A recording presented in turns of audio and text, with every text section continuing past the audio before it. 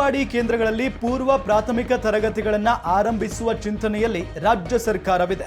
ದೇಶದಲ್ಲೇ ಮೊಟ್ಟ ಮೊದಲ ಬಾರಿಗೆ ರಾಜ್ಯದಲ್ಲಿ ಅಂಗನವಾಡಿ ಕೇಂದ್ರಗಳಲ್ಲಿ ಪೂರ್ವ ಪ್ರಾಥಮಿಕ ತರಗತಿಗಳನ್ನು ರಾಜ್ಯ ಸರ್ಕಾರವು ಮಹಿಳಾ ಮತ್ತು ಮಕ್ಕಳ ಅಭಿವೃದ್ಧಿ ಇಲಾಖೆಯ ಮುಖೇನ ಆರಂಭ ಮಾಡುತ್ತಿದ್ದು, ಇಂದು ಬೆಂಗಳೂರಿನ ಗೋವಿಂದರಾಜನಗರ ವಿಧಾನಸಭಾ ಕ್ಷೇತ್ರದ ವ್ಯಾಪ್ತಿಯಲ್ಲಿ ಕಾರ್ಯಕ್ರಮ ನಡೆಯಿತು.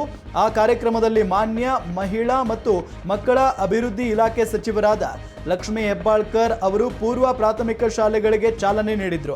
ಈ ವೇಳೆ ಮಾತನಾಡಿದ ಸಚಿವೆ ಲಕ್ಷ್ಮೀ ಹೆಬ್ಬಾಳ್ಕರ್, ಹಂತ ಹಂತವಾಗಿ ಎಲ್ಲ ಅಂಗನವಾಡಿ ಕೇಂದ್ರಗಳಲ್ಲಿಯೂ ಪೂರ್ವ ಪ್ರಾಥಮಿಕ ಶಾಲೆ ಆರಂಭಿಸಲು ಆದೇಶಿಸಲಾಗಿದೆ. ಅದರಂತೆ ಪ್ರಾಯೋಗಿಕವಾಗಿ ಬೆಂಗಳೂರು ನಗರ ಜಿಲ್ಲೆಯಲ್ಲಿ 250 ಅಂಗನವಾಡಿ ಕೇಂದ್ರಗಳಲ್ಲಿ ಪೂರ್ವ ಪ್ರಾಥಮಿಕ ಶಾಲೆಗಳನ್ನು ಪ್ರಾರಂಭಿಸಲು ಉದ್ದೇಶಿಸಲಾಗಿದ್ದು, ಒಟ್ಟು 2441 ಮಕ್ಕಳು ಇದರ ಪ್ರಯೋಜನ ಪಡೆಯಲಿದ್ದಾರೆ ಅಂತ ಹೇಳಿದ್ದಾರೆ. LKG UKG ಏನು ಇರುತ್ತೆ, ಈಗ ಸದ್ಯಕ್ಕೆ ಏನು ಪ್ರಸ್ತುತ ಇದೆಯೋ ಅದೇ ಸಿಲೆಬಸ್ ಇರುತ್ತೆ. ಏನು RTEನಲ್ಲಿ ಏನು ಸಿಲೆಬಸ್ ಇದೆಯೋ ಅದೇ ಸಿಲೆಬಸ್.